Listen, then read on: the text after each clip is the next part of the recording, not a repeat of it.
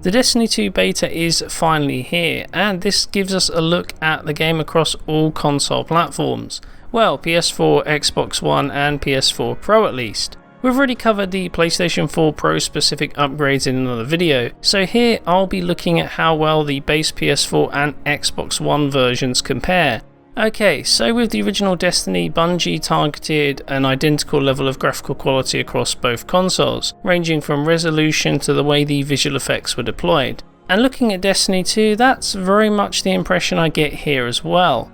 First impressions across PS4 and Xbox One reveal an identical looking presentation, with various effects work and core assets lining up nicely across both platforms. From the way shadows and various effects such as alpha buffers and volumetric light sources are rendered, right down to the low level of anisotropic filtering.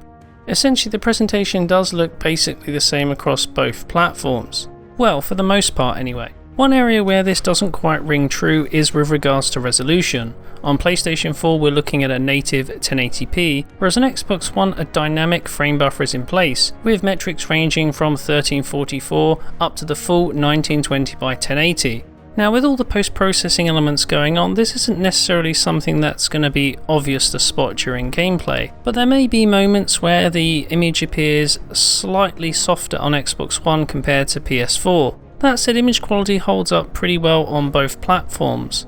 The game delivers quite a crisp, sharp image to the screen that certainly gives a level of clarity to the intricate texture work and to some of the finer details being rendered.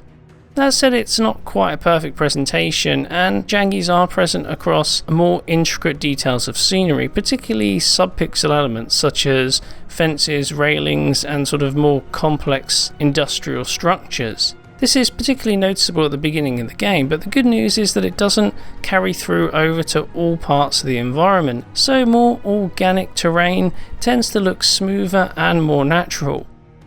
From a visual perspective, the game does look very nice indeed, especially the main campaign scenario, where the visuals are definitely a step up over the multiplayer segments we've previously seen before. From the surrounding terrain to the sheer level of visual effects on offer, there's a lot more in the way of specular highlights, reflections, lighting effects, along with things such as volumetrics, bloom, and various other lighting based techniques. When you combine that with multiple post-processing elements such as depth of field, motion blur and screen distortion, you're looking at a nice, visually complex package that really quite stands out. Things such as the shiny or wet surface effects appear more complex than in the original game, and elements such as the physics and animation also look more refined. But really what stands out for me the most is the sheer amount of physics-based particle effects on show. Gunfights are awesome.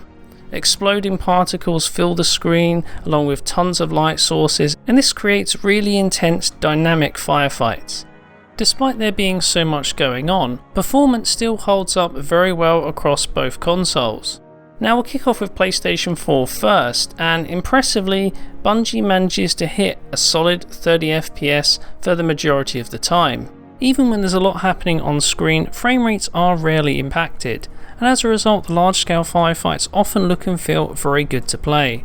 Really, consistency is key here, allowing for controller response to remain stable, while motion handling also looks pretty smooth for a 30 FPS title. Exactly the kind of experience we'd expect for a game running at a solid frame rate. That said, performance isn't completely solid throughout the beta, and frame pacing issues can occasionally crop up. This causes some very brief stutter to manifest, though usually it's mild enough to go by relatively unnoticed. It's mostly not a major problem, and the issue is infrequent enough not to impact on the gameplay. Although, saying that, it would be nice to see a locked 30 FPS for the final release, especially considering that the beta actually comes very close to doing this already. In terms of Xbox One, the performance is generally very similar. For the most part, we're looking at a smooth 30 FPS update here too, with the action playing out at a consistent frame rate for extended periods, very much like we get on PlayStation 4. In these situations, the shooting feels polished and the action moves quite smoothly across the screen. Of course, it's not a perfect lock at 30 frames per second though, and performance isn't quite as stable on Microsoft's platform either. At times, judder is more pronounced during shootouts, mostly when quickly panning the camera around or moving across the environment. And yeah, the cause here is irregular frame pacing, with this occurring more frequently compared to on PlayStation 4. Now while this isn't a deal breaker by any means, it doesn't happen that often. It also means that the gameplay doesn't feel quite as smooth on Xbox One, although the results here aren't too bad, and most of the time you are actually getting a locked 30 frames per second. In fact, aside from these pockets of irregular frame pacing, there are no notable drops in frame rate across either version of the game. Perhaps the occasional 1 FPS dip here and there, but nothing that you can notice during gameplay. Of course, the PS4 does have the edge here in the beta due to performance being a little more stable under load, but overall the game is still great to play on Xbox One. That said, this is the beta we're looking at here, and there's the potential for improvements to come further down the road. And Bungie will certainly still be optimizing the engine across both platforms at this point. For now though, the experience in the beta is promising. The action is mostly smooth and fluid, and the 30 seconds of signature firefight action that Bungie have known to produce works great here.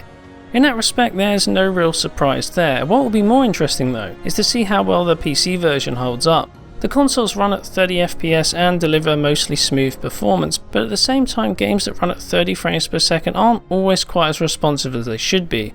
I find that the gunplay in Destiny feels a little weighty, something that could be transformed with the move to a higher frame rate. Obviously that's not going to be possible on current gen consoles, but on the PC, 60 FPS does make a difference. And we're looking forward to seeing just how much of an improvement the PC version brings overall. But anyway, with that said, I think I'll leave it there for now. I hope you've enjoyed our Destiny coverage so far, and if you have, don't forget to like or subscribe. Thanks for watching, and I'll see you next time.